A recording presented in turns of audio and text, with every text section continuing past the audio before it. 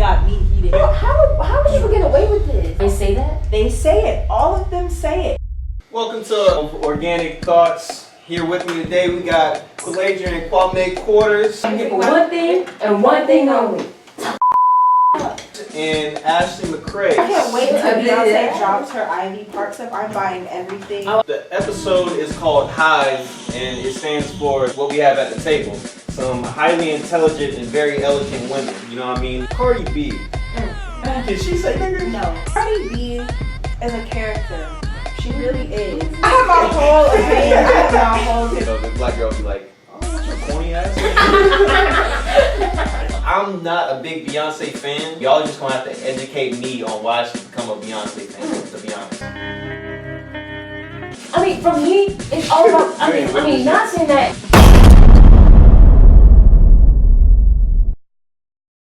So, how's your day going? Going pretty good. Not too bad. It's a Friday, so Friday. chill. Oh, so y'all already lit? Oh yeah. All right, so that's what's up. How'd the projects go? 2 assignments due by midnight. Haven't started, but it's okay.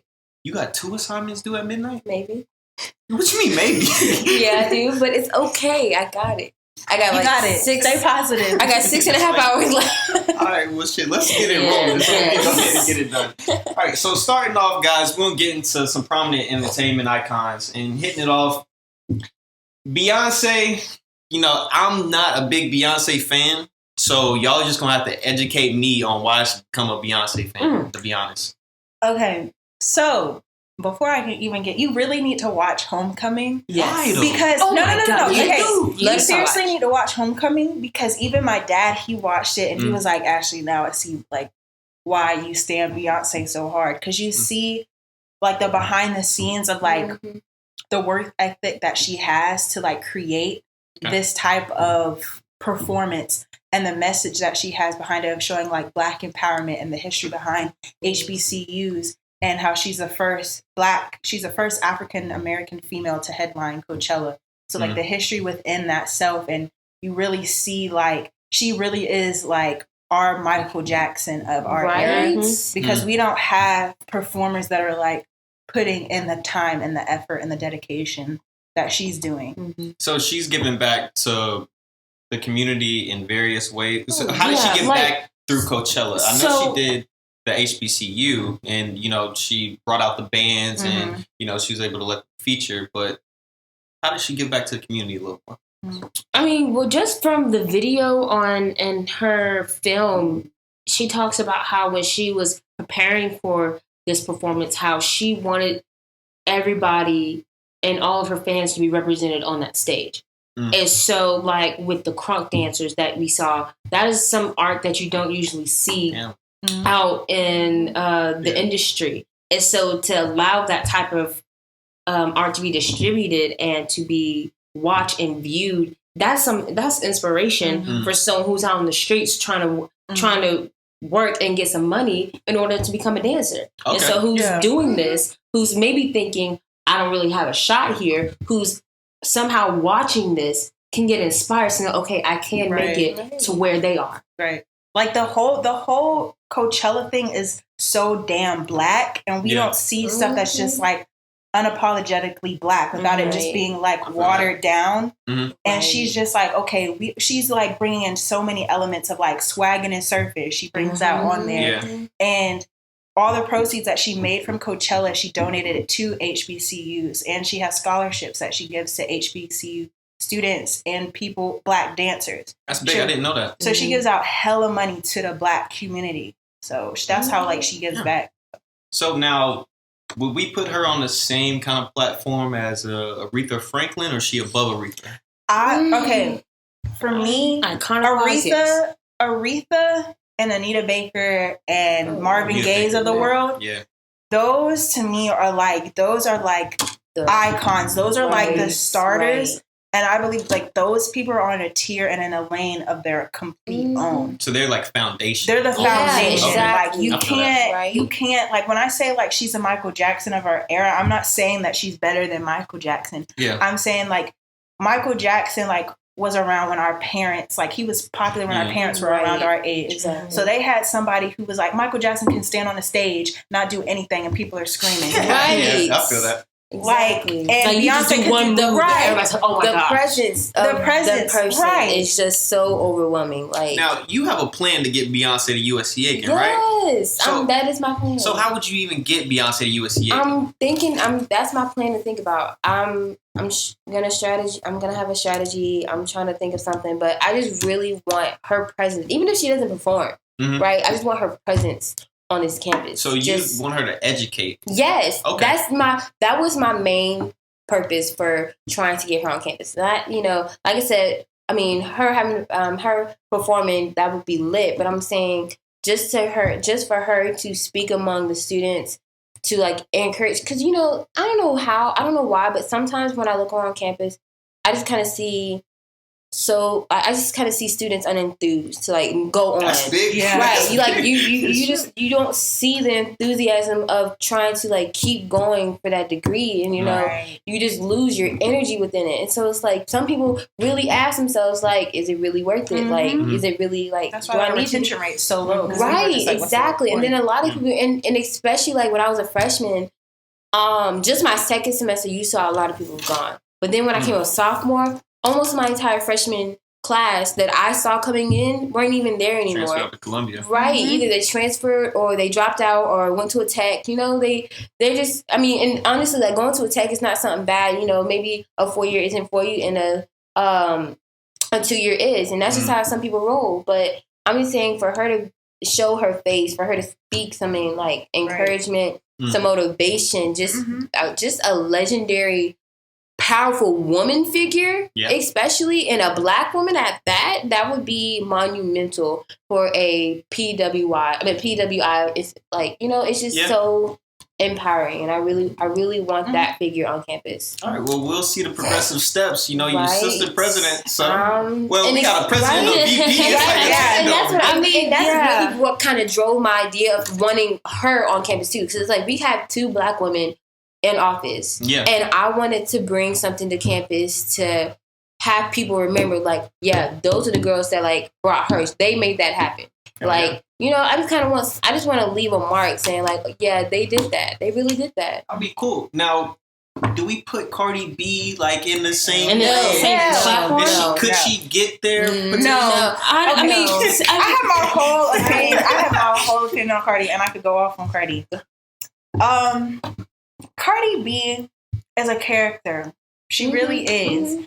And I believe how she became famous is because of her personality. Mm-hmm. She does have a talent, but she's not in the lane that I would not put her in the same category of Lil' Kim. Like, she's not a lyricist to me. She's an entertainer. Mm-hmm. She's not like Nicki Minaj. She can't compare to like old Nicki. New Nicki, I'm not really messing with. Yeah. But like old Nicki, like her verse on Monster with Kanye and all of them, I can't like.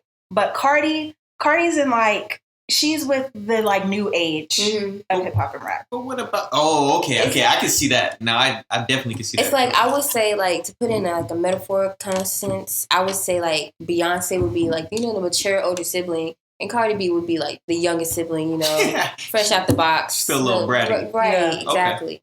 Okay. Now, with her statements about, drugging men and then stealing their money, do y'all think that it's comparable to men drugging and raping women? Or I feel like as in, I mean, not to say that so like when you say drugging and raping women, because she didn't rape them, but because I feel like that goes into men drugging women. Yeah, men drugging and raping women. I feel like that goes to a higher offense. But the part of her drugging them and taking advantage of them, in a sense, that I feel like was just way off, because I mean, I feel like it doesn't matter if you are a man or a woman. I say seducing somebody and drugging them to where they are no longer conscious of what's going on in the situation. That I feel like is totally just unacceptable, because I mean, even though we don't know their intentions, and so like whatever, but I feel like if she was purposely drugging them to take advantage of them and take their money, that's just something that's really unacceptable. When you're drugging somebody and they're not conscious of it, isn't that technically rape because they're not consenting to it? They're not. They're not saying like yes. If you, like if you're raping is like a sexual assault, but like if she, but if she like, because I think what I've heard in the articles that I've seen is that she drugged them, she had sex with them, so basically they're not. For real? Yeah, so she's not. They're not able to like say like yes, no, no. So that's basically rape because you're not consenting. Right. The other side of it too is these men are also going back to the hotel room with a stripper for one reason only. You know what I mean? They're going to get sex. So essentially they got what they wanted, but they left with a little bit less than what was in their pocket. And to be honest, if they already had the bread and they weren't even going to tip, then that's fucked up of them on their part. And the fact that they're already going into a situation to where they're taking advantage of her being a woman like that. Right. You know, that's the balancing field of it, but it still is a immoral act. I'm gonna put my 2 cents just real quick. I mean, no matter that, I mean, of course, yeah, a man's going to a hotel room with a stripper, and of course, like you said, all he wants is sex. But just say, I mean, like, take for instance, if a woman walked into a room knowing that she wanted sex from a man, but like, what if the last sex she changed her mind? She was like, okay, I don't want to do this anymore.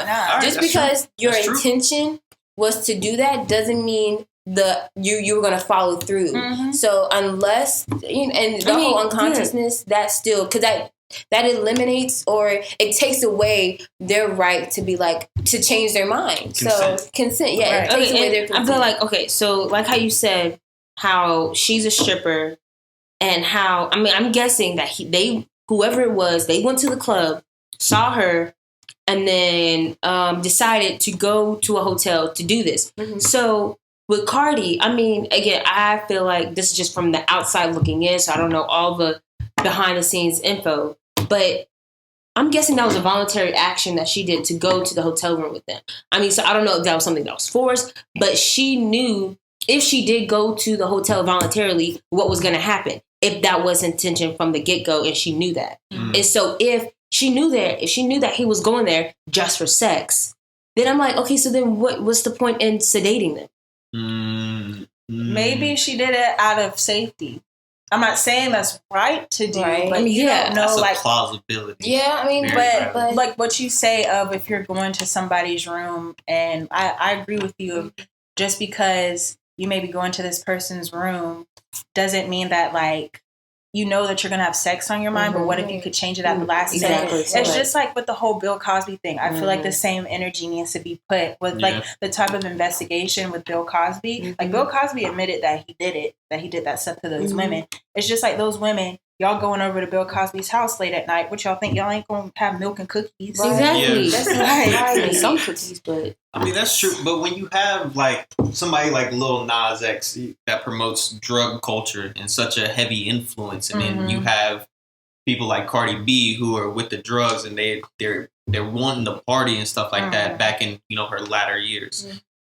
How do you think that plays on society? What effect do you think that has on society? It makes it seem like it's okay. Yeah. Like it's not. I feel like you put out in the world is what you're going to get from the world. And so if you're putting out about all this drug use and you not being ashamed of it or like you promoting it, you have to realize, I feel like as entertainers, they need to realize their impact on their fans and like not taking away from their freedom of speech on what they want to write about. But they also need to realize their impact on what they're doing to the community and what they're doing for society, because so many people listen to the music and relate to the music and really try to live out their music. It might draw them in to the that kind of lifestyle. I saw this video on Instagram today that was saying like basically a lot of the rap music that we listen to today, music that's black music, is most detrimental to the black community. It is. Because you see like the youth of like who they listen to and who they look up to, and it has the most impact on these young kids because this is what they see. And the music industries, they're just profiting off of it. And if you look at majority of like the music industry, those who own these record labels are white men. Mm-hmm. They don't have any idea what it's like to be a black person in America. So they're putting out this image of like that's why, like, to me, all the new rappers, they all look the same and sound the same. They do. Because they have this like cutout image of, okay, Lil Nas X, Lil Pump, Lil Baby, Vert, like Lil Baby, all of them, they all look the same. So they're having this image of like, this is what attracts a lot of black communities, and then a lot of white people. That's all they listen to is like these rap. They're not listening to the Biggies and the. Let's say have the song 1985.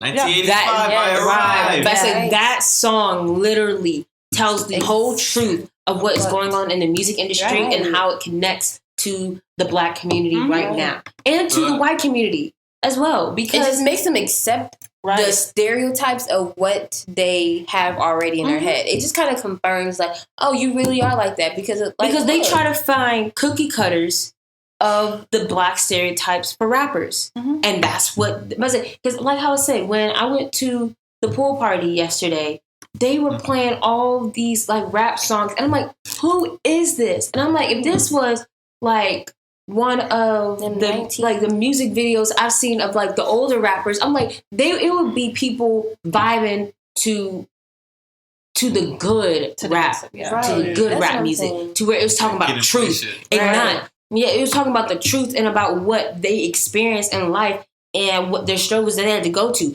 Not talking about bitches and hoes and all of this stuff. And I'm like, but you got some people who don't want to hear about the past so much. No, they don't want to hear about struggles. Yeah, they don't want to hear about the conscious rap. Like our generation. I hate to say it, we're kind of like we're past slavery. You know what I mean? We're so in the thought process of like. Getting money. That's so well. We're just like that happened to them. You know what I mean? It's not happening to us, so why does it matter? But essentially, exactly, it's a chain of events that we're not even acknowledging. You know what I mean? And I also think it's the fans' fault too for diving into some of the musics like Lil Nas and. To be honest, the only song I know about Lil Nas was Old Town Road, and that's it. I don't know. Oh, that's him. That's him. I didn't even. You know what I mean? That's the only reason why I mentioned him is because of that song. I was thinking of Little Skies. Y'all know who Little Skies is? Okay. I've heard of him, but I don't like. And they have like little, unless you Lil Wayne, Lil Kim, like if you know them, then I don't know you. I really don't. So y'all saying we need to engineer or move towards J. Cole, Jay-Z, Kendrick, Nipsey. Yes, I mean like with J. Cole stuff, I'm like, even talking about, yes, I know some people don't like to hear about struggles all the time because it can be like a party pooper. But Jay-Z, like not Jay-Z, I'm sorry, J. Cole, he is a rapper who is still relevant and still spitting about relevant stuff. And I'm like, and I'll be bopping to it. And so it's not just something to where he's speaking the truth, but yet it's to a point where you can still enjoy it. To where it's not like it's where people be like, oh man, he just like getting too real or just whatever. Like, that's what I'm saying. A lot of parents, they just don't want to get into, oh my gosh, Middle Child. Yes. I was thinking of Middle Child, and I love this song. Have you seen the music video? Yes. Yo, what did y'all think when he had the he was in the cabin, right? And then he had the heads. Yeah, he actually haven't seen the music video. Do y'all think he was taking shots? Well, okay, in this. He's in this cabin chilling, right? And you know how they have like deer's heads on the walls sometimes? Yeah. He had rappers' heads on the walls. You know what I mean? And one of them looked like... one of them, I know it's like the director of the music video, I think. Oh, okay. Yeah. I don't know who the other people... I think one of them is supposed to... Lil Pump. Yes. I think he's taking shots at them. In a way. But my favorite part is the ending where they have a face cut out of a black girl and a white girl is picking it up because she's at the at a grocery store. Yeah. Like, you know how meat is packaged up in a wrapper. They had a cutout of a black girl's face and a white girl is picking it up. And it's literally perfect imagery of how white women, they profit off of anything. Like, black women are the creators of basically everything. So the white women, they pick up something and it's cool and it's trendy on them, but anytime a black woman wears it, like, that's ghetto, that's ugly, like, you know? So I just think that's fire how he did that at the end of just like... Oh, wow, I'm going to look up that music. You have to see it. But you said the whole rapper's head on it, because that kind of reminds me like you know, like of the kind of cabins like you see like white people in, you know, they have like the deer, like how you said, and they kind of like usually it will be like a symbol of like when they went out and just killed the deer, that's their prized possession, so they want to hang it up to show it, and it's kind of like what you said before, like how white people are making profit off of these black rappers, and that's their most prized possession, so they want to hang it up on the wall. And then the part in 1985, he's like, when your stuff stopped selling, you remember you were just routing trends. And so, like, that, I'm not saying that, like, honestly, because, I mean, you have to realize that this is just something that is temporary. Right. But say, because you're just rapping about any old little thing. And then when people grow up into the next generation, they're not going to be listening to things. Like, they're not thinking of longevity. They're thinking of like what's hot quick money. Because these record labels, they just want somebody who's new. Like, you're not going to remember these people in like 10 to 15 years. True. But one thing that I also think the new artists that are coming out, they don't think about how long that their music will live. Right. You know what I mean? Like how long? Because if I put out a song right now on YouTube, I can go back 10 years later and I can see that song and it can be the same thing. But whatever message I have in there, it's not going to change. It's not going to evolve. It's going to be the same exact thing. So when J. Cole and Kendrick and Jay-Z, and I do want to give Nipsey like some proper time, when they go in and they try to, you know, tell you about how the industry's working, how you need to buy into real estate, how you need to buy into your family success and not just your own. I think that message is being missed because people are like, okay, you're saying all this, but what's the groundwork, bro? Like, what is the actual step that I got to take? Who do I go see to go get my first meal? You know what I mean? Yeah. And when that platform or when that foundation isn't being given to people, like, I think they kind of are pulled back to not really, or they're hesitant to get into it. Because I know as far as it is for me, like, if someone was to tell me about like I mentioned to y'all about the VPNs, right, and encryption on your phone. If somebody was to tell me that when I was in middle school, I'd look at them and be like, okay, that's a lot of knowledge, and then I wouldn't go back and do anything about it. But now that I'm older and I can see the effect that it can have on my life personally, I'm more aggressive to go out and change what I need to protect, you know what I mean, for my own self. And I think people just have clouded judgment nowadays because they're not trying to get to a central answer or a central understanding. You know what I mean? Right. But getting into, you know, Nipsey a little bit and how he was a creator for his community and he was just bigger than music itself. You know, he owned clothing lines. He even owned a hair store. Did y'all know that? I didn't know that. I was like, can you go a little bit, a little bit into what all he was really doing? Like I said, I didn't know anything about it. So Nipsey started a STEM program in Slauson, and the reason he did that was because he was traveling like Silicon Valley and stuff like that and seeing all these tech people, but the people in his community were left out of that experience. So he was trying to bring that experience to his hood in order for more people to make it out.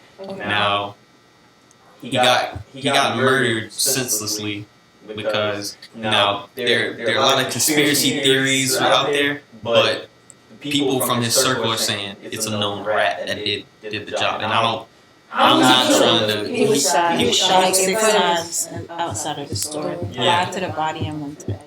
Yeah, and whenever the guy shot him in the head, kicked him off the ground. So you could see how much hate that the brother had for Nipsey. And to me, one question that I always try to ask is like, what does the black community want? Because when we have a prominent black figure doing well, then we're like, well, you're not doing enough. Or we shit on them, and then we like kind of put a cover up of what they're doing. Has anybody investigated his murder? I think they are now, but they haven't put out a lot of news on it since his passing. Well, they indicted the what's his name, Eric Holder.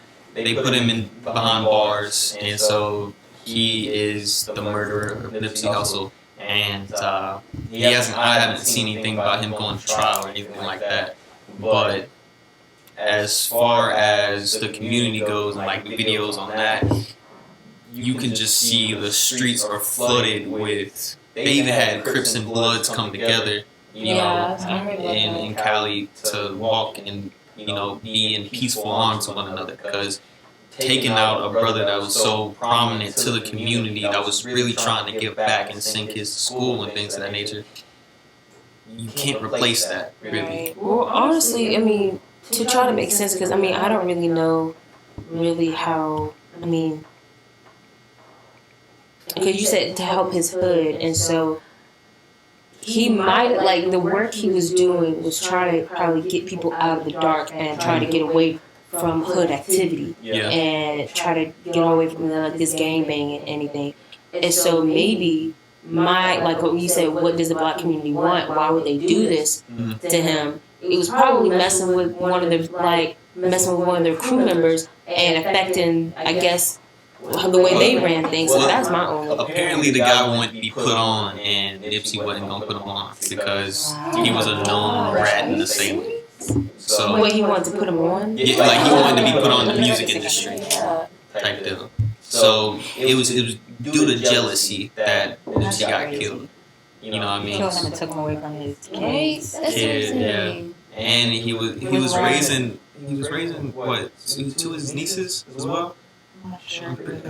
Well, we can pull up some articles and link them in, but I just wanted to give him a proper second because, you know, it was such a tragic death. And the thing is, I'm not even gonna flex like I was following Nipsey from like 2009, 2008, because I wasn't. I was following Nipsey from like 2015. You know what I mean? Like I've seen what he's done, but really in the past 2 years is when I really got into Nipsey more, because I was hearing the music.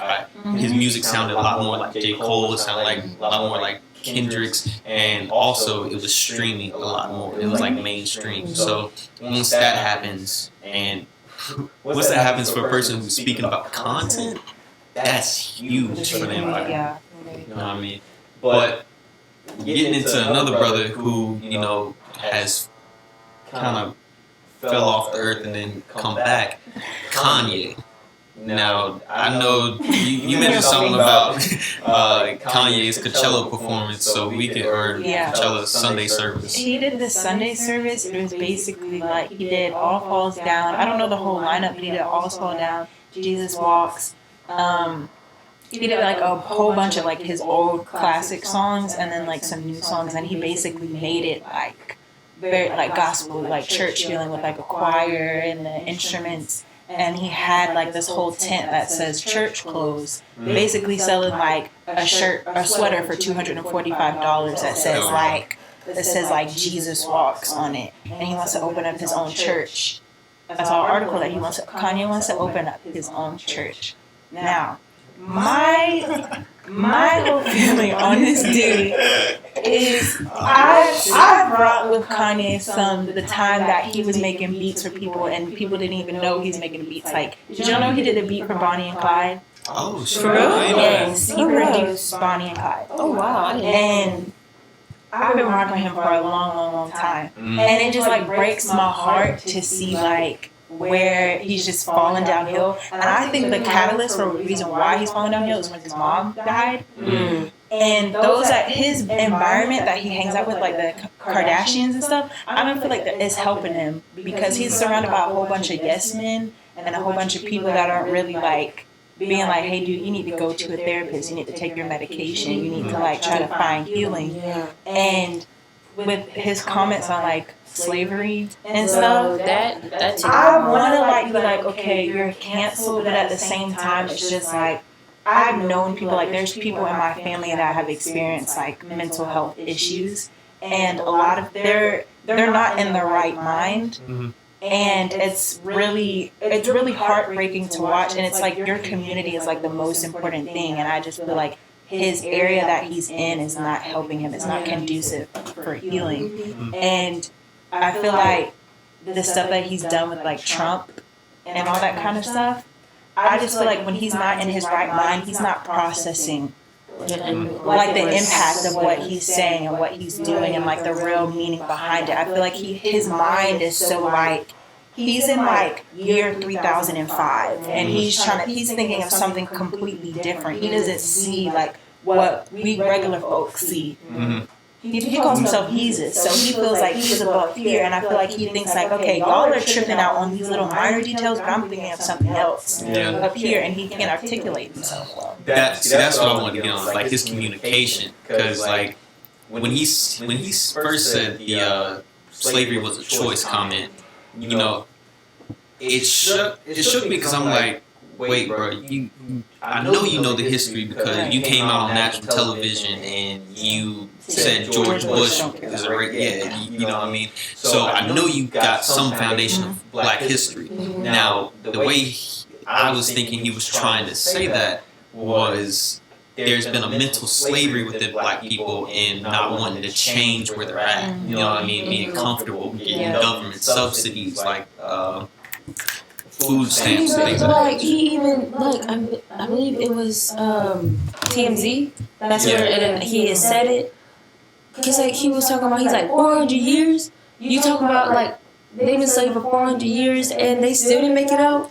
Cause I believe slavery is a choice. So I'm still like that. So like when he said that, when he started spitting out that information about being in slavery for 400 years and not making it out, I'm like, okay, so we know that you're talking about during the slavery times, not during the modern time. And so where that's as in the part of history he was referencing to, and he still made that comment, I'm like, okay, that's where I was confused. I want to kind of go based on what Monty said, because I don't agree with what he, like I said, that's a very tricky topic because you can't talk about ancestors without getting personal.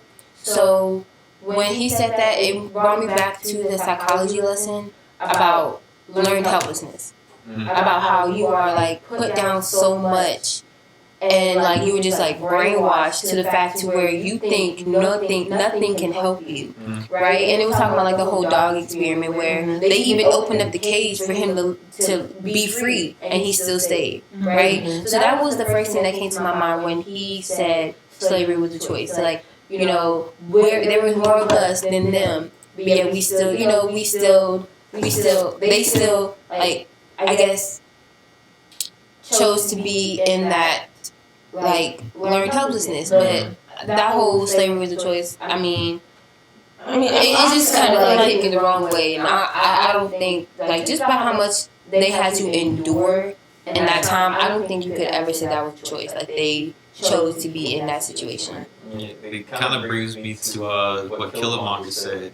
What was it? At the end of it, he's just like, I'd rather jump off onto the boat than be a slave. Yeah. So like there were people who literally sacrificed during a couple 1,000-mile voyage. You know what I mean? Through starvation. A lot of our ancestors did not make it out. You know what I mean? Right. That's what I'm like, and that's what I think about that. I'm like, first of all, they were terrorized in their own village. Yeah. To where they were probably stripped from majority of their family from Africa. And then to not understand the language that was probably being spoken. So being confused about what's happening, not knowing what's to come, to you to be stripped and beaten, to go into the ship and to then be squished like sardines for who knows how long, without a bathroom, without any hygiene, without any food, right? And I'm like, and you can imagine like the weathers and the storms that they had to endure while they were in that voyage. And I'm like, and they had to sit and rest in their own feces and some next to dead bodies. And I'm like, and probably in their own throw up. And I'm like, and then to when you actually got here, to then be like locked up in chains, branded, sold, stripped, hair like you were. Your hair was cut, which in back in the African culture was a high significance of your work and how and like your family status and the structure of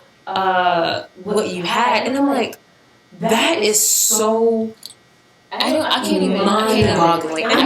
People say it so long ago, but I did the math a couple days ago, and I'm 5 generations away from slavery. And that's really not that far. That's not that far. It's not. Like we've done, my family has done like the family branch and everything, and we have like slaves in my family that rooted from Georgia. And it really isn't that long ago when people try to be like, well, forget about it. It happened so long ago, but y'all want us to remember all these other holidays. Yeah. Right? Y'all want us to celebrate Columbus Day. Yeah. Right. And it's So we can go on a whole rant. Columbus Day. And I swear, like, I believe, and I honestly do, like, God had to put the strongest people back in the day to make it through that. Because I wouldn't have been able to do That's that. Like, y'all can give me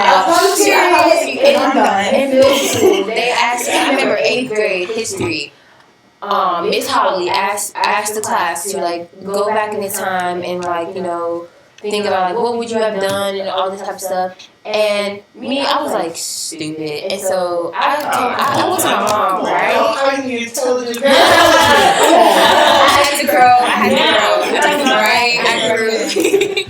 And so I go to my mom and I let her read it. And basically at the end, I said I would have drowned. Like, I probably would have drowned myself. And my mom was like, whoa. And I was like, I mean, it's just kind of like. Well, if you think about it, like there's been a study on epigenetics and the fact that there's a gene within black people that is associated with trauma. All the years of trauma that our people have gone through is a gene that is present within us. And so when it comes down to that mental slavery and things like that, the reason that we don't step outside of our comfort zones is because of the pushback. You know, that initial kind of antagonizing. Like, I literally feel it. Like, when I think about doing something bold, something just like really like holds me back. Like, no, that's a real thing. I've seen a whole article. Right? That's crazy. And I mean, even in that kind of marginalization era, we can get into the inequality in sports. And I mean, first of all, the unequal pay for women, because I play soccer, right? And so to see a women's national team for the U.S. winning World Cups and they're getting paid like $60,000 or $70,000, and the men getting paid damn near or $100K. Are you for real? Yeah. So, but recently, the women did go to court. The women's national team did go to court, and they got a bonus in order to get paid almost as much as the men. Okay, my question is, like, because I found out when I was in middle school that women were still not getting equal pay. I'm like, how is this still, like, how is this? Patriarchal. Yeah. It's set up by men. So, Thanks a lot. Okay, so my question is, okay, so we know, everybody knows that women are not getting equal pay. That is very stated and understood. So why hasn't anyone come out to say, hey, I'm doing the same job as my male counterpart, but I am not getting equal pay. I demand to have equal pay. There's a lot of like paperwork and there's like a lot of paperwork I think that like goes behind it. It's a whole, but it's a whole lot hard. I mean, like, bro, I completely understand where you're coming from. I wish we could just be like, I demand equal pay. Yeah. Give me my money. But it really isn't like that. Because it sucks that it's like that. But it's percentage breakdown. And like, they have to, if you want to do that, you have to go to court. You have to do all of this paperwork. And like, the court system, we already know our legal system is messed up. It's across the board. So it's one of those things that I feel like it's not going to happen unless something dramatic happens, or it boils down really to like money percentage, like the funding of the government, because it just really boils down to that. Because money, like you said earlier before, you said something like just trace the money. Oh, follow the money trails. Yeah, that's what my history professor said. She said, and throughout history, always follow the money. And I'm not going to. It's sad. I mean, it's just okay.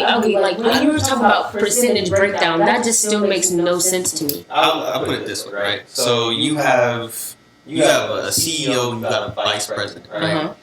Those two are they got about 80% of the company shares, right? Okay. Now the other 20% of the company shares are trickled down throughout the rest of the employees, right? Now, for you to get a higher pay, either that VP or that CEO has to cut their pay.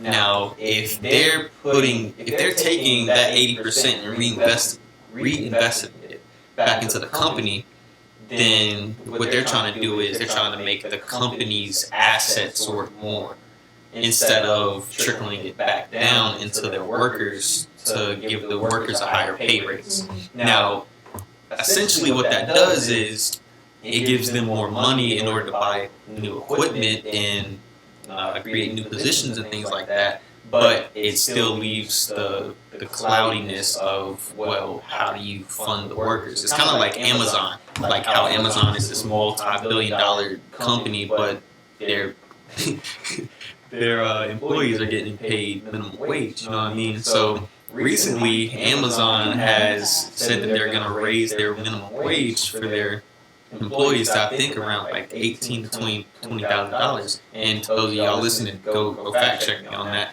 But when you see like a big company like that re-strategize to create more so of a trickle down economic effect, then you can say like what you want is, I demand to be paid X amount of dollars. Because now we're in a time space to where you can get on this phone and go on a rant and go viral. You know what I mean? Or you can go pull up your phone and you can have somebody harassing you. You get them on tape. Now you got your bread right there. So just being able to document the inequality within the workplace would help. Now, with some of the people who take these documents and they take these problems to their HR department, their HR gives it to the higher heads. The higher heads might just shove it under the carpet or under the table because they don't want to deal with it. Now that's where the problem lies, is who are the higher heads and how are they addressing the issue within the company for women and minorities to get equal pay. Let me try to come. Right, let me try to. And also, this was something that Brandon Nesbitt, who was on the podcast, he dropped some knowledge, and he was saying that minimum wage was started because black people were coming in, and it was right after slavery, right? Mm-hmm. We were coming in, we were doing jobs more efficiently and better than white people and for a lower pay. So we were more affordable in the working industry. And they created minimum wage in order to cut down on the black community that was working in the work industry, because that created a biased field, because the people who were getting minimum wage now were educated. And a lot of black people weren't going to school, and they didn't have their degrees and stuff like that. So when we look at the aspect of unequal pay and stuff, it is a long process, like Ashley said. But by voicing opinion, like you said, by voicing the fact that it is not right, and by being like the women's national team and going to court and doing the paperwork, and presenting the proper statistics, then a change can come. And I think there has to be a congressional change as well, which you're already seeing, because I don't know if y'all seen this, but your Congress is, 30-something% women? Or 40-something% women? And that is the first time in history that women have held that much power within Congress. So really that's a big time move. So what are some potential ways y'all think we can help fix the problem? Help fix the inequality in sports, or just in general? Well, yeah, we can go ahead and take this one. But in general. I really think it's important, like you were saying before, like we have to constantly talk about it and voice it, because if you just don't say anything, like you're just not acknowledging the issue, and you have to actually like go forward. And because I feel like with our generation, we do a whole lot of like, let's post it, let's share it, but then after like we post it and share it, like we don't talk about it, or we don't actually go and follow through with it. I really think we have to like follow through with these things, and also remember like not everything that we do is going to have a positive outcome. It's not always going to have an outcome that we want. So we have to remember like to not stay defeated, and to always remember like how far we have came. Even though like it may seem trash to us right now, like it's hell of a lot better than how our ancestors were living Right. 50 years ago. And a lot of things, like, about how you said, like, we constantly have to keep talking about it. A lot of people just want to be lazy and don't even try. Because, like, to constantly keep that at the front of your mind, anytime you walk into a room, like, a man and a woman walk into a business room, you got to consciously keep thinking, like, right, you have to invest in it. And a lot of people just don't want to do that. But let me ask this then. How, as a man, how do we help, with creating that equal space? Let's say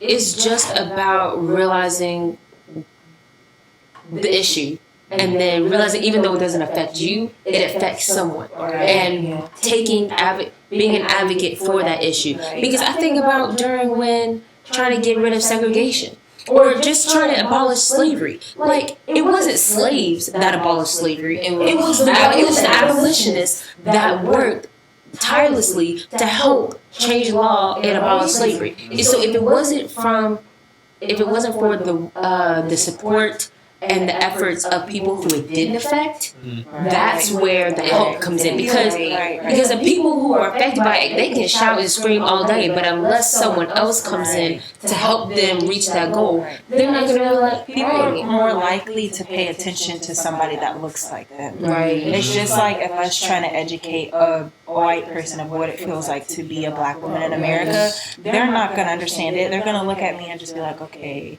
Like, I do acknowledge that there is some privilege with me being light-skinned.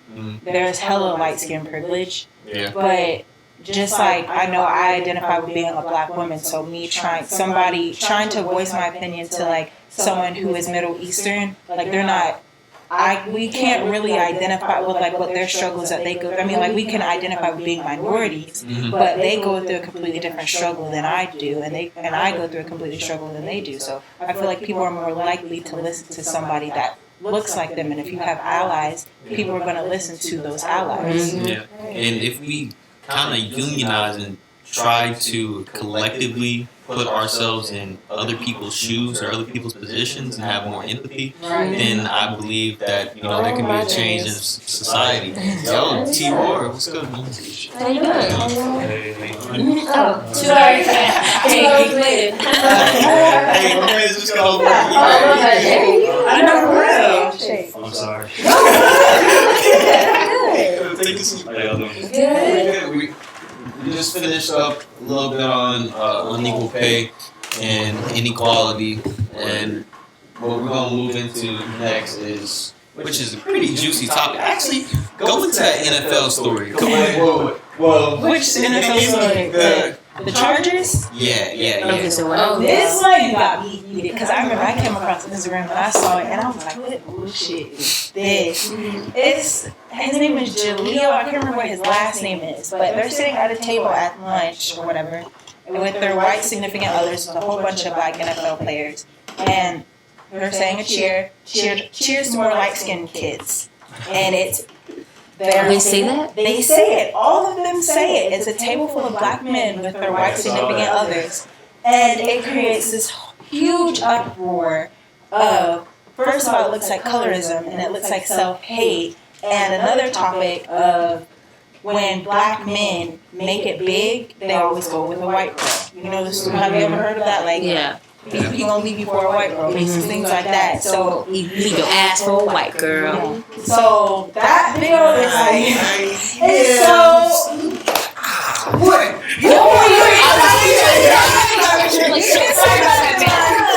Okay, so for me, yeah, guys, I'm guilty.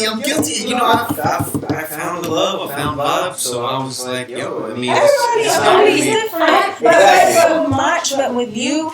You aren't one of those black brothers that is like, you can date who you want to date and who attracts you, like, that's your prerogative. Yeah. But I can't stand when black brothers, they have to disrespect black women in the process of dating somebody who's outside of their race. Because you don't see black women being like, oh, they're dating like a white man or somebody who's not of their race. And you don't see black women being like, well, talking crap about black men. Like, you feel that, but sometimes it's like celebrated when they get a white guy. I don't think it's celebrated when black women get a white guy. For me, honestly, I feel like it's the opposite because because if I can't, I'm gonna be real. I'm gonna be completely real. If I come home with a white dude, my parents gonna be like they don't love me. They don't love me. But they don't support you. They gonna be like, it's gonna be like walking on eggshells. Right. It really is because it's like honestly, okay, for me, like I love interracial relationships just because one, I feel like it spreads diversity within the country and it allows for more people to be accepting of other races. Just because if you do have more like biracial kids, I feel like they're more likely to be accepting of other races. And just because they kind of get both ends of the spectrum, so like you can't really hate on yourself. But it's very different. Being biracial is like I can't say anything because I'm not biracial, so I don't really know how it feels. But I just feel like it's just a spread of diversity around in the country. I think when both parties are understanding of what is going on in the country and they're understanding of inequality and injustice, then there can be a celebration of inclusion and trying to diversify. But when you have somebody who's just completely kind of like Jalil Ade, and he's like, yo, more light-skinned babies. You know what I mean? It's kind of almost putting black women all the way under the bus. I feel like it's all about perception. I know what you said. Exactly. So like if you would have said more biracial babies. So I mean, for me, it's all about. I mean, not saying that there should be something said about it, anyways. But I'm saying because I love a mixture of diversity, just because I feel like it just opens the culture and like opens the country to more different cultures and just about sharing cultures and everything and that. But to like where he said more light-skinned babies, okay, that's where you're starting to make the line distinctions. Like light skin and not straying away from dark complexion. So that's where when they all like darker than the ace of spades. But for me, I would prefer to date within my race, just because I feel like there's just something about a natural. There's something about a black man that you could just not deny. I'm sorry.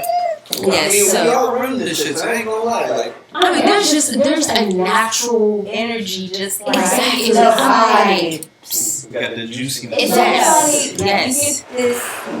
It's undeniable swag that black men have that's just like. But like nobody can take away from y'all. Right. And white men, we ain't hating on that either.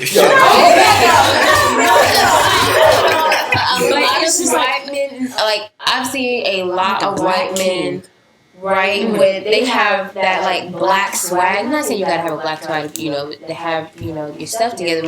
But I'm just saying it's like yes. But I hate when a white guy tries to be like that. But when you're just naturally like it, it's different. Because I was trying to be like, I was talking with my friend, and he was like, he feels like it's easier for a black man to snag a white girl than it is for a white man to snag a black girl. Definitely. Well, I've had a different experience. So I went to a private PWI for my first couple of years, right? And the thing about that was there were some black females on campus, right? But when I pull up and see them, it's not too much interaction. It's not even any eye contact. But then you go out to a party and you see them, still not much interaction, not much eye contact. But then you got a white female trying to give you all the time in the day, and you're like, oh shit, somebody actually interested in me?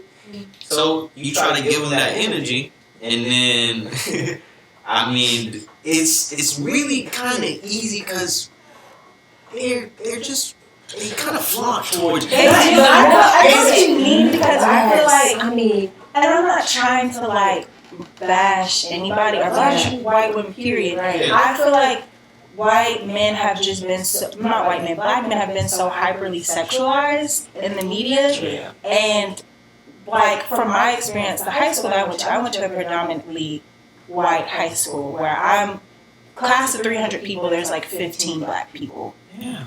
So I'm at a school where the white girls they fantasize about getting with a black guy because the stereotypes, all types of stuff, and a lot of them did it out of spite of their parents. Yeah, the daddy don't like it. And so the black guys, they always wanted to go with a white girl. They weren't even paying attention to me or paying attention to any black girl. So my whole life of like what you said before, where I feel like it's easier for a black man to get a white woman versus a black woman to get a white man, I feel like I had to like cut that emotion off, like from when I was in 8th grade of even looking at somebody outside of my race, because I was used to, they would say I like you, but they like you on the low. They don't ever want to acknowledge that, admit that they like you. They'll be like, oh, I like you if you weren't black. Right. So I had to cut off, like from getting my feelings hurt, I had to cut off that emotion of even looking at somebody outside of my race. And it's not like I wouldn't date somebody outside of my race. I would just cut off that emotion to protect myself, because I'm not like, there's a whole lot of like, it has a lot to do with, I feel like, what you've been around, what you're used to, what you grow up to seeing. And your experience is different from mine, and that's just how I grew up. Yeah, like, and I mean, and it's to say, because there's a lot of different type of men. So, like, even with black men, because they're not all the same. And so there are some to where they don't realize. Like, for me, I feel like you two realize the power you guys have as black men. And the power that is naturally within you. But then I feel like there are some black men who just don't want to touch in that power and just try to live by how society wants him to live. And so with that, I would want a black man who realizes his own worth within himself and not based on what society tells him. So not trying to please the masses. Exactly. So do y'all think with seeing, some of the NBA players and NFL players getting with white women, you think it's for, the propaganda of saying, well, I got money and I also got a white woman who comes from money, so, we're going to be well off for the future? Do y'all think that that's what they're trying to convey, or do you think that it's a person like C.J. McCollum who just found this girl in college and he just really loved her and now they're into a deep relationship? I would hope not. Just because, I mean, like, also, I would, like, I know we're looking on the players' side of this, but also looking at the women's side of this. They see a successful black NBA player. And they be like, okay, I want to get with him and everything. And so they be showing him love and showing him everything that he wants and needs in a woman.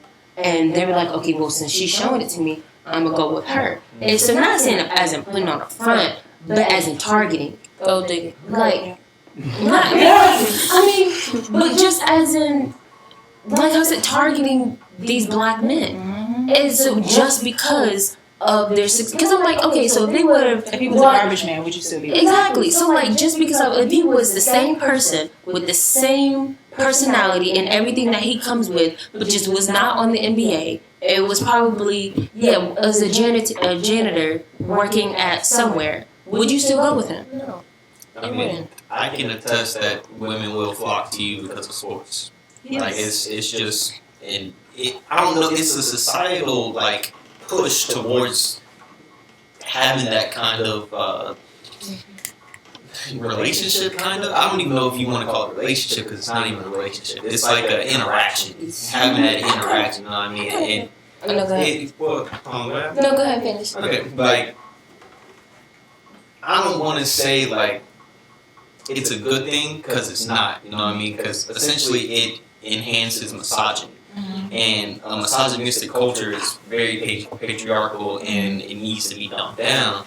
But when it comes to women celebrating the fact that it's a hoop star, or it's a rapper, or it's somebody that we know is going to be on TV, then how does that make the men who are scientists feel? How does it make the engineers feel? How does it make the doctors feel? You know what I mean? Like, these are some of the guys who, you know, who were the corny black guys growing up, and when they tried to approach a black girl, they would, you know, the black girl would be like, "Oh, what's your corny ass? Get on here." You know what I mean? They kind of want, you know, a hood ass nigga. You know what I mean? So, I love I'm like the corny jokes. That reminds me of like the whole. I just saw a picture and it was hilarious. It was this girl talking to this dude, and she was basically like, "Yeah, I'm feeling you." She was like, "Oh, I didn't know you was feeling me." And so they started talking, agreed to go on the date, and he was like, "All right, well, I'll text you after work." She was like, "Work?"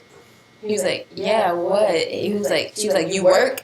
And he was like, "Yeah." He was like, "And I'm trying to afford so I can get my degree." She's like, "Degree? You mean you don't kill it?" I was like, "What?" Like, and then she just like completely blocked him off. She was like, "Nigga, bye." I was like, "What? Really?" It's like, it's tripping. There's just a whole different type of breed of.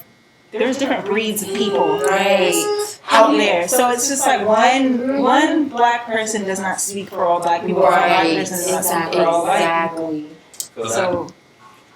Okay, and well, first of all, I want to say this. Have you guys seen the movie Just Right? Yes. I want to see that. What? Just Right with Queen Latifah? What's it about? Just Right with Queen Latifah. Yeah. Oh, I thought you were talking about that Netflix movie that's supposed to. No, that's trash. That looked Like, so it was a really good movie. I just said it's a really good movie. You were trying to explain it for me. But no, it's a movie about a dude who's in the NBA and about these two young women, they're cousins. And so how this girl, she is in love with NBA players and is just always trying to snag one of them. And so she ends up going to the party with her cousin, and the NBA players start spilling her and everything, and so she gets the guy. But then when he has like this terrible injury to where he's like no longer able to play, she kind of like just ditches him. But her cousin is like a physical therapist. Oh, I know what you're talking about.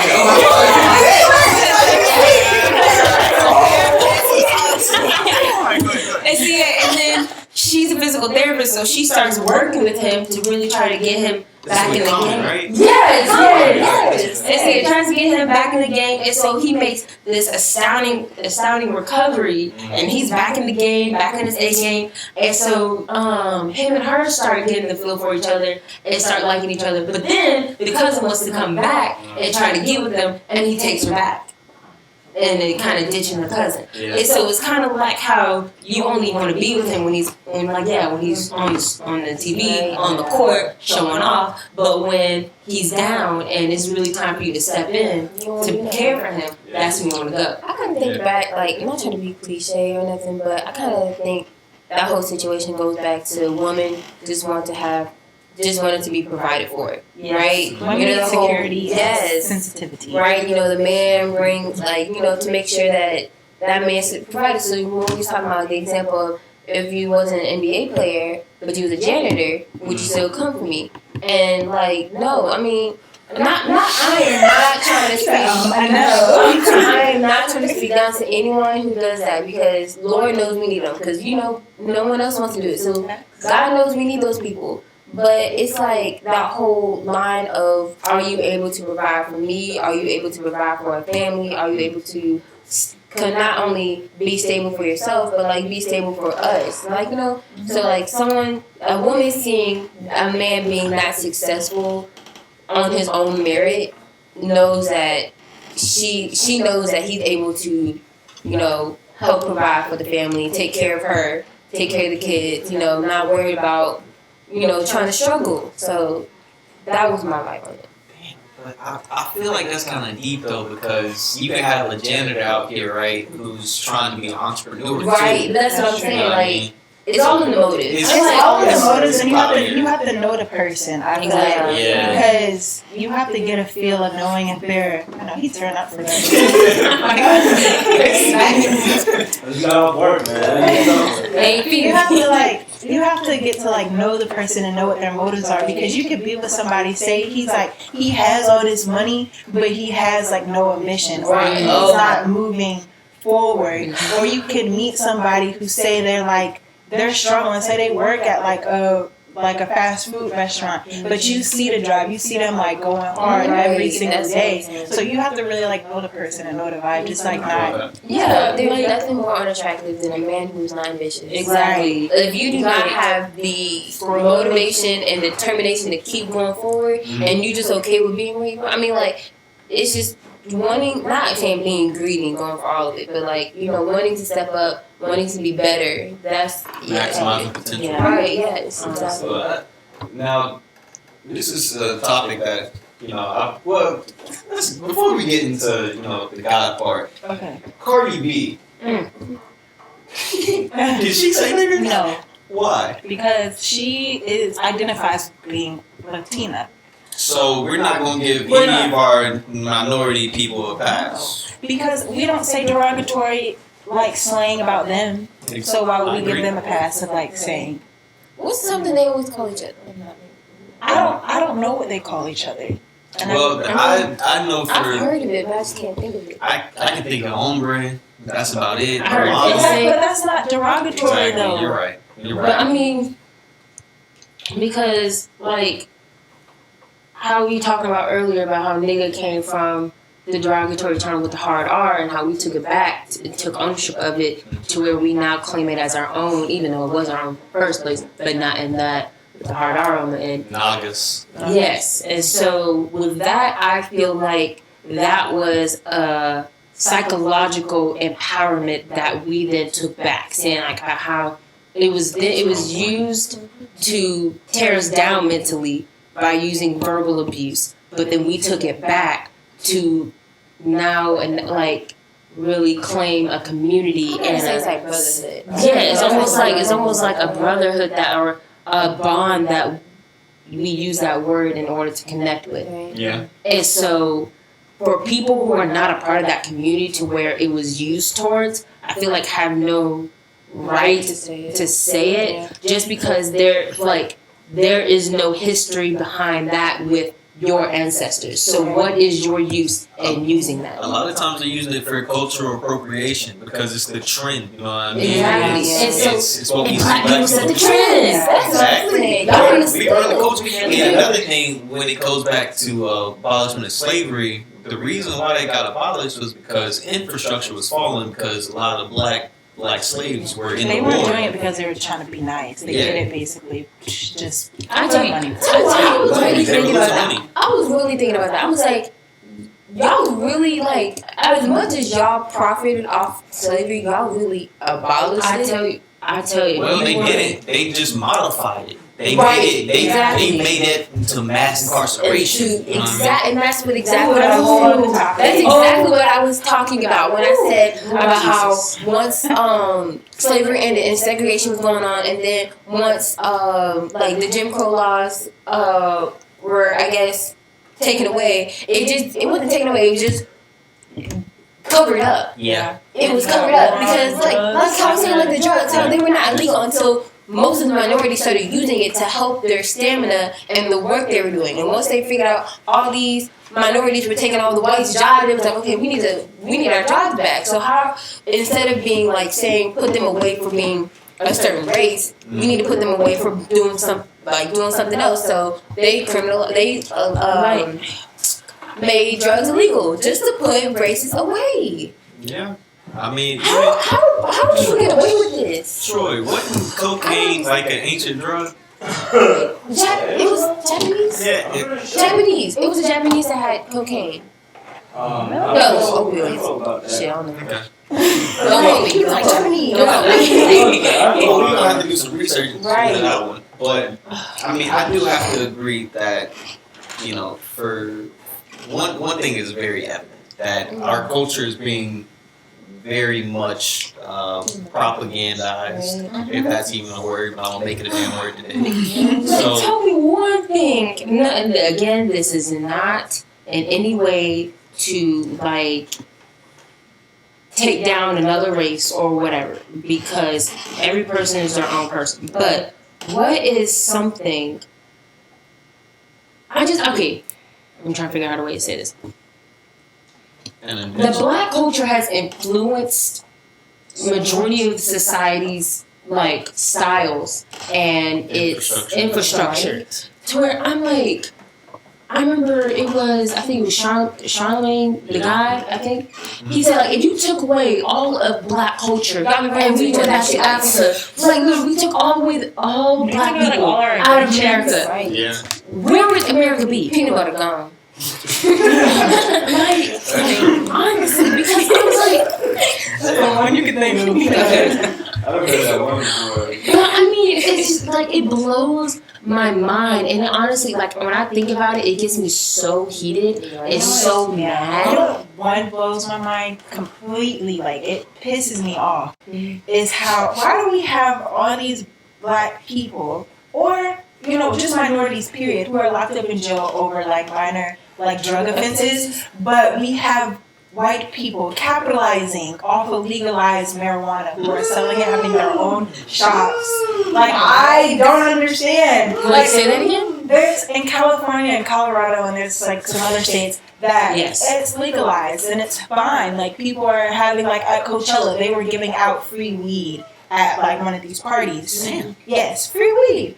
But we have minorities locked up for long ass sentences for having like a dime bag from them. Now, one thing that I think is going to come from legalization of marijuana, and it has to be in the law or else it cannot get passed nationwide, is the fact that minor offenses for marijuana charges have to be dropped. Like, anybody who's had like 5 grams or below type sentence, your case has been dropped type shit. Now, if you had 43 grams on you, you had a different intention, you know what I mean? But if you have like a use of a drug that is coming out of what is it, a status 2 drug, or it's a regulatory 2 drug or something like that, and it isn't even harmful. There's no documented evidence of overdose on marijuana. Not saying that we should condone it like fully, but it is not detrimental all the way to your health. Now, smoking, tarring the lungs, can kill you, blah blah blah. But when it comes to the actual psychological effect that it has on you, it's not gonna make you go out here and get naked and climb a tree and try to jump to see if you exactly. Yeah, exactly. You know what I mean? Like, it's not as, it shouldn't be as demonized as it is, but since the media has had their turn to play with it, they've had their turn to demonize it and script it how they need it to in order to put people behind bars, then it's like a free man's game out here of who can incarcerate the most minority individuals out here. Now, I don't know if y'all saw this, but there was a prosecutor who, he just went to jail because he got caught selling black men to prison systems. Say that again. There's a man who got caught, a prosecutor, because he was selling black boys to prison systems. I'm honestly, the stuff that happens in the news, I'm not really surprised. Y'all can look that shit up. I'm not surprised. I'm really not. The stuff that happens in the news now. I'm gonna throw a fist. But I mean, I just want to state that as a unity in black community as well as minority community, understand your worth overall. You know what I mean? Understand who you are and what you can be, and understand that you are a god, of some sort. Like, you have a god energy flowing through you. You know what I mean? And getting into the final topic, is God a woman? Before you get on that, what's up? I highly recommend everybody to go watch. There's a documentary on Netflix. It's called like Cannabis, I think it's called. Okay. And it basically like breaks down the whole like history of cannabis, especially particularly in the African American community. So that's good. I'm too new to that. Now, do y'all think that y'all are gods? Women are gods? Because if you think about life starts with the womb. Okay, hold up. So I feel like there's a different question brought to the table. So like, you're saying, is God a woman, as in is a singular being a woman, or as in are women gods, or as in multiple beings being a God. Is the being of God essentially a woman, a producer? I don't think my God is a woman. Right. I feel like he is a man, or is a he. I don't I want to say man because like man came from human, but yeah, he is not a woman. Right. So you think he's a man? I think he's a man. The way I just like the energy that I get from him. I feel like I don't know. I feel like I don't want to say like a man. I don't feel like God has a gender. I just feel like a presence. I can't describe it, but like I understand what you're saying. Of like, I personally I don't believe that we're gods, and we're not supposed to say that we're gods. But I do believe that like God lives within us, like Jesus lives within us, and the power that we possess. Like we don't possess godly powers, but I believe. Correct. Right. But I believe that like the victory, the strength that comes from God, blessings that come from God, I believe that like lives within us and it dwells within us and around us. And I highly believe of like what you put out. I believe in energies, and I believe God is the energy. And I believe like what you put out into the atmosphere, what you put out into the universe, you will receive. So if you're putting out hella negativity, that's what you're gonna get back. Right, and that's when you I honestly I feel like I can't believe this more to be true, but when you say you speak it into the universe, I really feel like that's real. Yeah. I really feel like that's real because like I promise you, sometimes I feel like stuff doesn't happen. I feel like stuff just happens because I said it would. Like, you know, the bad things you said, like, oh, and that's why when people say, like, a lot of times, like, knock on wood, like, this whole superstition, I really feel like, right? I'm like, that's why I really have to be careful what I say, because even hypothetical situations, that's why I kind of, in particular, or try to stay away from hypotheticals, like, scenarios, because even speaking hypothetically, you're still speaking it, and I feel like that has a funny way of playing out sometimes, so I don't really like talking about some type of hypothetical situations because I just feel like you just saying it into the universe. Right. You're just gonna like make it play into it. And to kind of go like,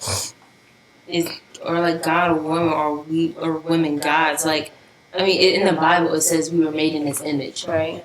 And so I feel like we have godly features to where we like have godly presence in us, but we ourselves are not God.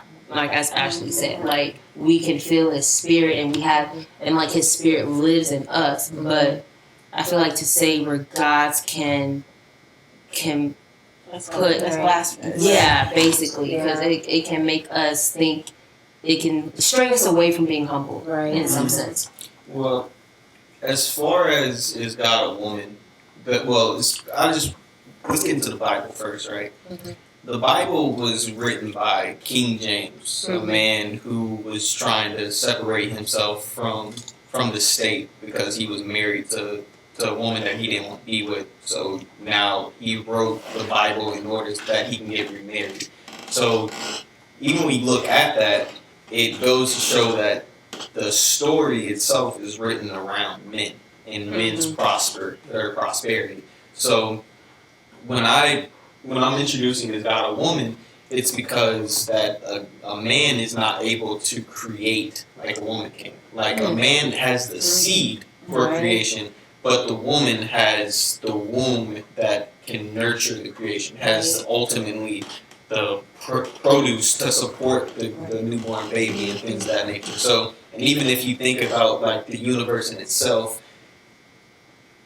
in order for you to have life, you must first have a womb. Right. So if you don't have a womb and you just have the seed, then it's useless almost. So I get what you're saying that, you know, God is a separate entity from us, because I don't believe that we can be like God directly, because we don't know how all matter in the universe is interconnected. Right. But we do understand matter to a point that we get that there's an energy flowing through us and that makes us interconnected, and through us realizing our potential, and our skills and our assets, then we are able to maximize our godlike purpose in life. Right. You know what I mean? So, as far as if we are gods, I personally believe that even if you want to go with the concept of, you know, Jesus is living within you, Jesus was God-like. He was a part of God that came down. You know what I mean? And my homeboy, did you read what Julius said the other day? Well, I'll get into it. Julius, saw something in the group chat. Yeah. Can you yeah. So my homeboy, we were talking about Easter Sunday and stuff like that, and I was like, you know what I mean? I don't understand why everybody's saying like he has risen. You know what I mean? Because if they keep saying he's risen, like he's gone somewhere. No, if he's risen, then he's still about in the universe. You know what I mean? Yeah. There's no he went back into that tomb and then came back out just for Easter for y'all niggas. You know what I mean? They mean like Now, he's risen, like he's alive, like he was once dead and he's alive. exactly, again. but that's how you think. Now, some people within the atmosphere, they think, oh my God, he's gonna ascend from the heavens and then he's gonna move this big ass boulder. But essentially, they don't understand the power aspect that God has, essentially. So, like, our homeboy was saying, he was talking to his uncle, and his uncle was like, God was all of matter, right? And God didn't understand empathy, and he didn't understand, or he or she didn't understand, like, what the human experience... He didn't understand the human experience. So he sent a piece of himself, which was Jesus, down to the earth in order to experience humanity. And through that experience, God understood consciousness and understood like how to live with one another. But he made this universe, or he or she made this universe to where just put people on the earth and told them to fend for themselves. And then when people are killing each other, he's like, no, this isn't right. But these people aren't able to hear that fully because they're not all knowing. They don't know it all. But through the experience of him, or of Jesus coming down here and experiencing life, and then dying and then going back up to the heavens, he just wanted to have that experience of what it was like to be human, to have that connection of humanity. Well, yeah, I think that kind of, I mean, when Jesus was crucified on the cross, and when like God was basically gonna like doom all of them, and then Jesus says, Father, forgive them, for they don't know what they do. And so, in that sense, Jesus does defend for the human race because he realizes, like how you said with the empathy part of Jesus, he understood that they didn't understand what they were doing. Yeah. Therefore, it's basically like sticking up for an infant when they do something bad. It's because I'm like, they're ignorant. They don't know. Yeah. And so if they were knowing of what they were like, of what was happening, they knew they wouldn't be doing that. And so to have a sense of saying like within the Trinity, how Jesus was the one to come down to have that human experience, to then have that part of humanity within heaven to empathize with us. I can see that. I have a question. Yeah. Oh, would you have to say something? Well, I thought Troy had a remark. Oh, you go ahead. It's just like a highlight. You go ahead. I'll touch on that. Oh, it was just a question saying like, so me and Clayton watched this video, and this little boy basically said it takes more faith to not believe in God than it does to believe in God. And Oh, I'm sorry. no, you're fine. That's why I leave it off like, what do you guys think? I think he's right. I think he's right, and I personally believe like wouldn't it be so much more worth it to believe in God than to not believe in Him? Because say like when like we die, and because I believe when we die and Jesus comes back, we will see God, and He will basically all our rights, all our wrongs. So I would pull up a little TV and be like, so this is what you did on such and such day. I believe it's so much more worth it to believe in a God than to like live my whole life and not believe in him, and I see him and I'm like, well dang, I'm sorry, right. and I can't say I'm sorry, like it's too late then, like, so it's like all these people trying to say God is forever forgiving for your sins, you know what I mean? I know, but it's like if you don't believe, if you don't believe in Jesus and that he died for your sins, you don't believe that he's your Lord and Savior, then you're let me ask y'all this, right? So, have y'all seen a picture of the universe and like how it's breaking down? Yeah, like how big it is. Yeah. So, how, if we don't understand how matter is, or how the Big Bang happened, right? How do we say that we understand what God is? So, I want to say, like, I mean, when little boy was talking about like. Me and my best friend were talking, and we were. Listen. You can go ahead. I just want to show that. So that is, I believe, one of the queens in Africa, right? Here is her son sitting on her lap. So the thing about like, I just want to bring that up to God being a woman and things like that is like. No matter what like entity in this like existence always come from a womb. That's like number one. And like most of like the oldest cultures, which is like this East Africa, they highlight the woman as like being here. Not necessarily more than men, but it's always highlighted that you came from the womb, or the feminine energy or presence or like godly like form is always the foundation. Even what we're standing on now, we're calling this place like Mother Earth. We're not calling it like Father Earth. So like that's like huge in like the consciousness to like just go from there. I'm not trying to say that woman is like God or anything like that. It's just that there's like things that are around us that highlight that the woman is the foundation to like a lot of things that's going on here. Even with some of like the cultures and civilizations that we're running through right now, they've been switched around in a patriarch form of manly governments and manly systems running on. But if you go back throughout history, though, most of like the original ones came from women.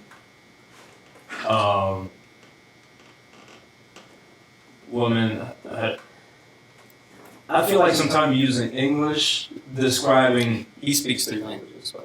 It's not even that. Even in French, I can like pick up the words. It's like because we're talking about something just like so vast. We're talking about the universe. We're talking about the world. We're talking about God, and we're trying to like translate all of that in English, which is like a sort of new language. Into this one, it's kind of like okay, we don't have all the words. Most of it, you gotta go deeper in there to like understand some of the things. But mainly though, it's like.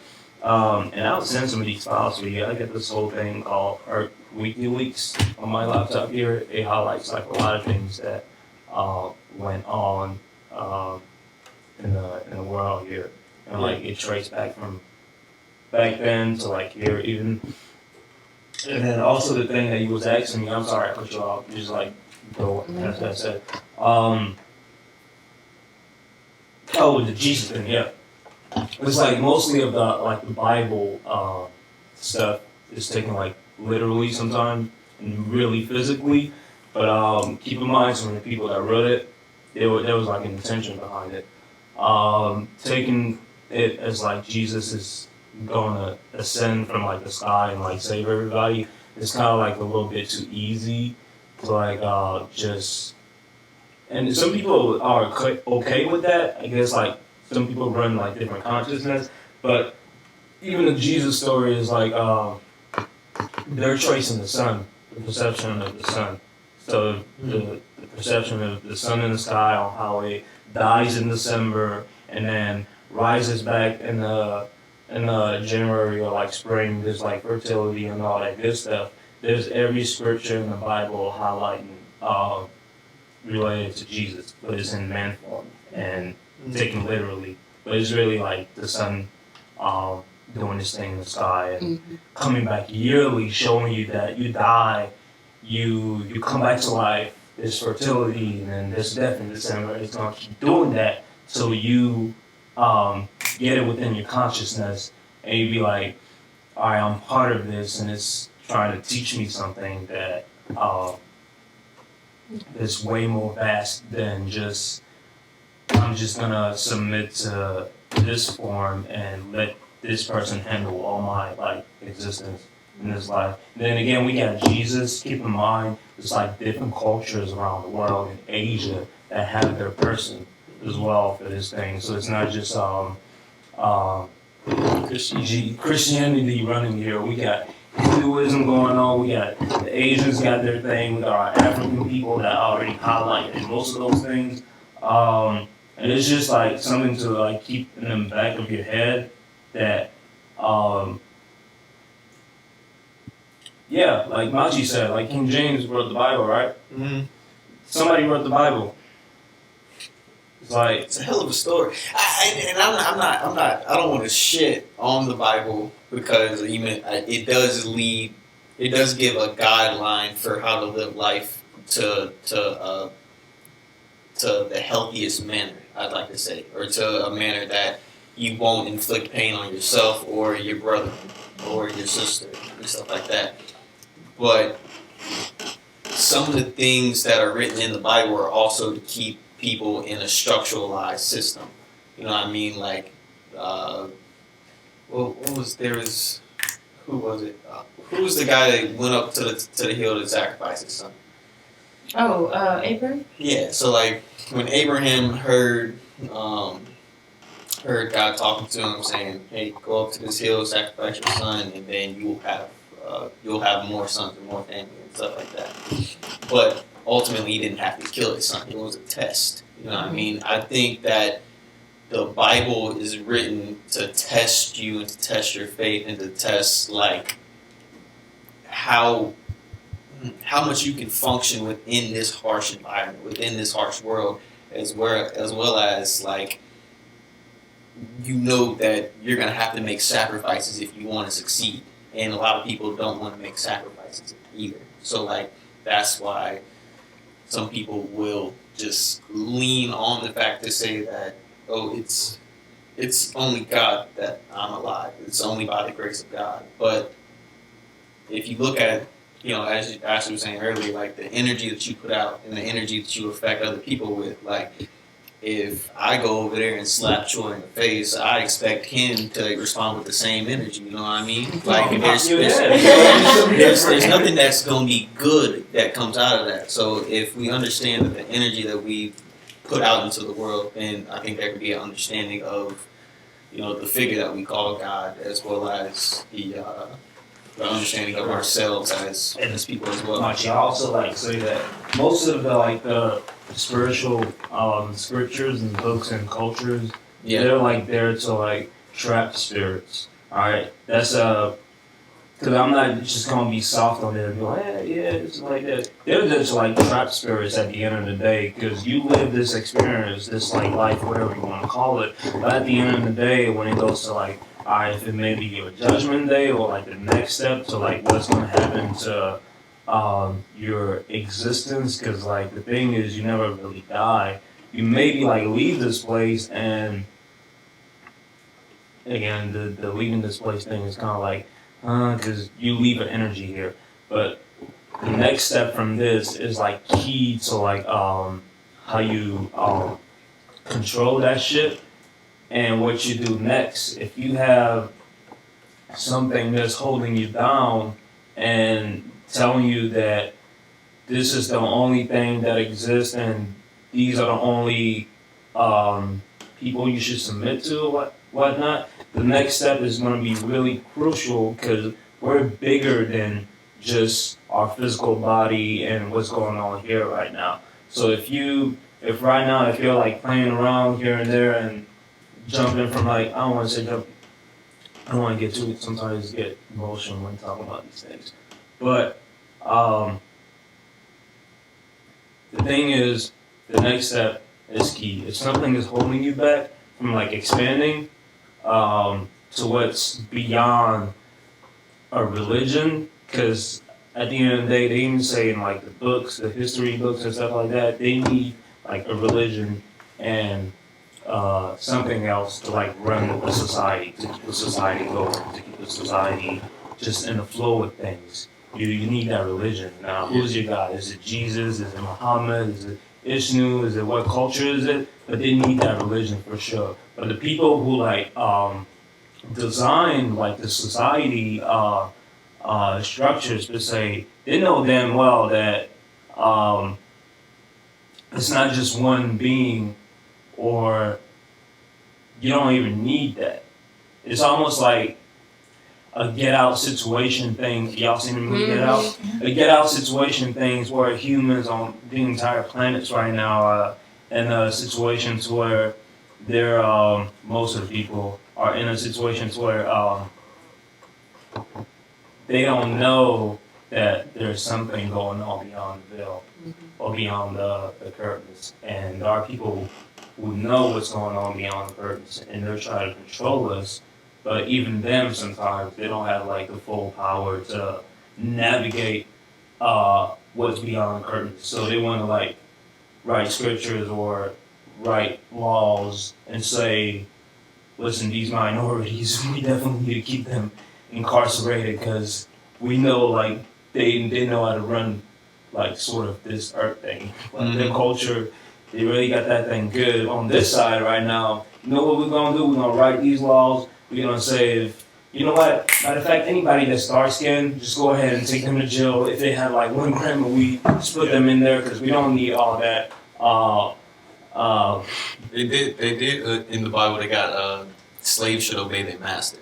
Okay. Yeah, so that's one thing. Even that. All right. So what's that puts in the consciousness now? If you're reading that as a man, I hate to use the word, man, as a slave, right? You're reading that, and you don't necessarily see it's like really painful, right? Because like even slaves, they came and they don't even have like a trace of back what they came from and what they people did, right? Yeah. So they lost that.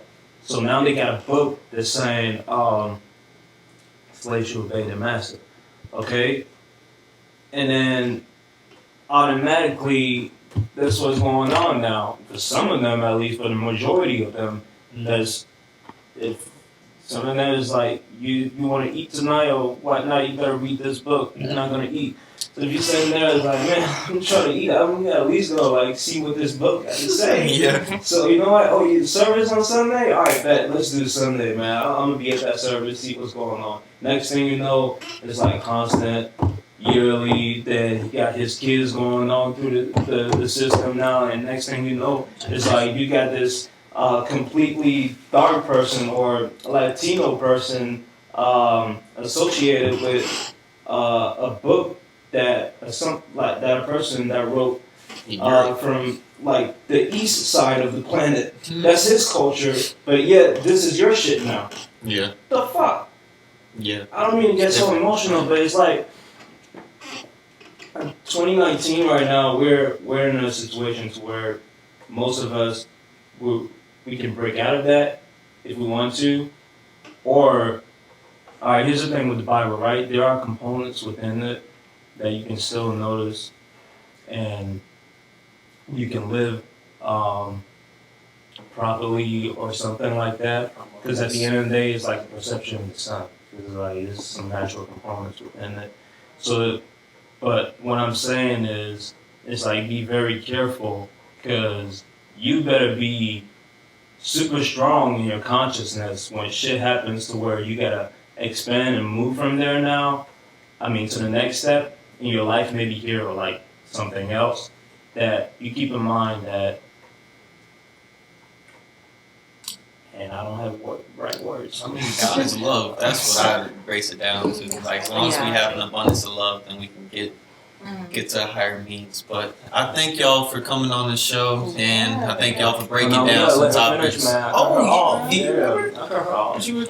were saying about the guy? Me and my friend were talking about like how sometimes it takes how we both were thinking about how sometimes it takes more faith to not believe in God than it does to believe in God. Because what I say is like, no matter what people think, somehow, some way, we had to get here. Yeah. Like, we're here. Something had to happen for us to be here right now. And the thought that people think that two rocks hit together to form a beating heart, sometimes like that just fits. And if you just, especially like me as a science major, and seeing how like it's so particular and how precise we were designed, like even the mind itself is just so abstract, right? And it's just so like it's just so unfathomable. So with the mind, the heart, how the body functions, how a woman can make a human inside of her. You're telling me all that happened by two rocks colliding together.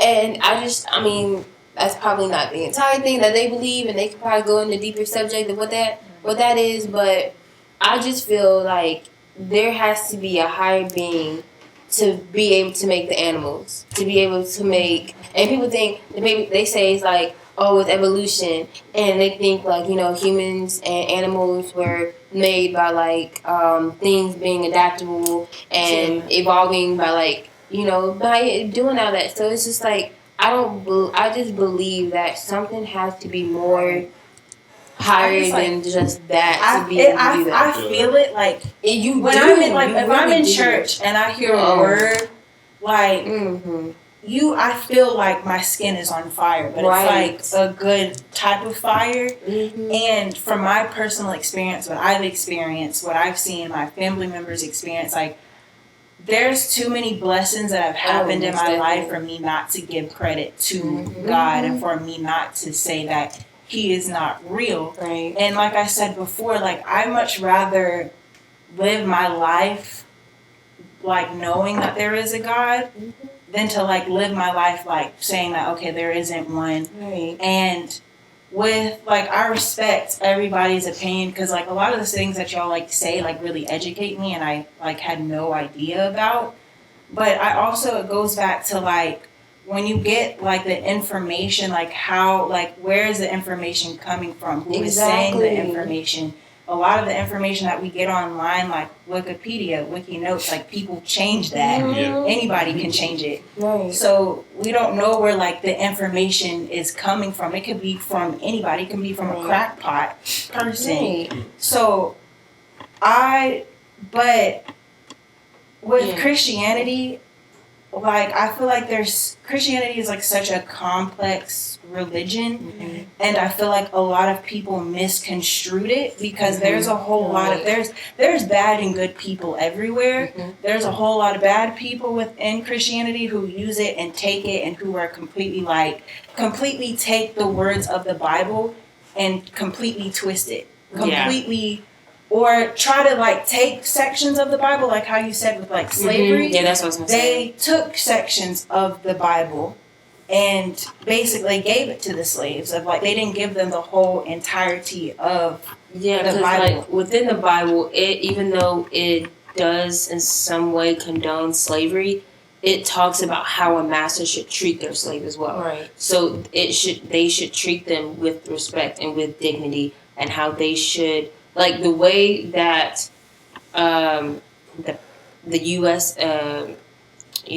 United States passed of treating slaves is not the way the Bible talks about treating slaves. So there are rules, and the Bible do talk about treating slaves. Yes, because it talks about having slaves and talks about how you should properly treat them. But I also think like we have to think of the time period that this stuff was written in, Right. and the type of people that it was for. I really, when it's saying about slaves, I don't think it's condoning like slavery as like now, or the slavery that we've seen before, and like what we've seen with slavery of our ancestors.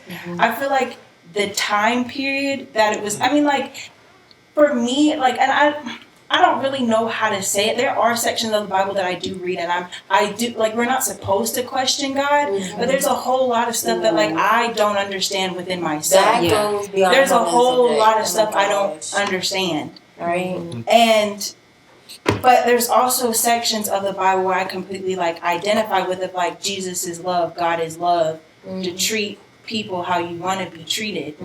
And there's just like basic principles within the Bible I believe that we should live by. But I don't know. It's really it's really when I look at it, it's kind of like I look at it from the power perspective and the time period that you were saying that it's written in. And so when we get the not the Old Testament but the New Testament, from which modern churches kind of ran on. The King James Version was it, like the power rankings go, the dominions, the kings and queens, and then second tier were the priests. And after the priests were the knights and the kingsmanship and stuff like that. So when you look at it and see, like, the priests were the people who were writing scripts from a direct message from the king, and then they were giving that to the people. It kind of sets off an alert in my head to say, well, most of this shit ain't really all true. Like, some of the things that I'm reading could potentially be fake, and some of the things that I'm reading could potentially be true. There's so much that is misscrewed within the conversation and within the writing that it makes it cloudy for me to judge what God is. And so what I came to the decision of was to not go off of what somebody else's word was, but was to find it for myself, was to do a spiritual search within myself that one day my spirit will connect with a higher being. And when that happened for me, it was like a click in energy for me. It was like a new kind of feeling for myself, a new vision that I had for myself. And it really happened when I tore my ACL, because I had, like, I used to pray before games. I used to pray, like, at nighttime. I used to pray when I wake up. And then once I tore my ACL and I didn't have the same abilities that I once had, I was asking a lot of questions. I was asking, well, why did this happen? Well, why couldn't I have turned a different way? But I know life isn't meant to go down, like, I don't have that power to control that, you know what I mean? Right. I can just do what I can. But through that self-seeking knowledge of how I can, better myself type deal, and how I can take my energy and put it into a love aspect to where I can sit around the table with people like you and talk about these type of subjects without even getting hot-headed, you know what I mean? And we all respect each other's opinion. That's what I believe, like, a God nature is us being able to come together in unity and compassion and love and understanding that we have a conscience and we have something to look forward to. There's a bigger future than what is strictly written within the text and within the word. Like, that's just my take on it. Now, a lot of people have their own opinions and their own basis, and that's, to me, that's like kind of fine. I don't want to tell you what you need to believe in, but I want there to be the understanding that there's an interconnection that cannot be explained through English, as Troy was saying. There's an interconnection that cannot be explained through us being here for... Because the Bible wasn't even written in English. Exactly, right? It's all these translations and all these ancient texts that have been translated over time have led to what we have now in the modern day. So I think retracing our history and getting the original language, which is in Hebrew, which a lot of people don't even know. Right. You know what I mean? And actually, it's a little bit older than Hebrew, ain't it? Yeah, it's a lot. It's a lot. Hebrew got its own thing going on. Yeah. So. And that's a complicated language. For real. And I don't know if y'all heard Sri Lanka, but Nicki Minaj. That's what I was thinking. Like, first in my head, I was that's like, the wow. first that popped in Sri my head. Lanka is it's a old, it's a very ancient writing and speech that was in India, and that's how they portray their messages that have stuck with them for generations within their system, and it's more so on the Hinduist side. But I just want to say, like, as long as people are living together in prosperity and humanity, then personally I don't have a problem. But there needs to be an understanding of the history that you're learning as well. Yeah. That's all I got. Any closing remarks? Y'all want to give any shout outs to some peoples, the fam, the love? I feel y'all. Well, thank y'all for coming on the show. Thanks for having us. tuning in to Definitely. episode 6. We'll see y'all next time. Thank you. Thank you. And cut. Being late. Boy, that's a long day. When did y'all start? 5:30. We got here at 4:30, What but time we is started it? at 5:30, and it's 7:30 almost. Oh, my dad is going to be so mad at me. What you do? I'm supposed to help him in the yard. What time?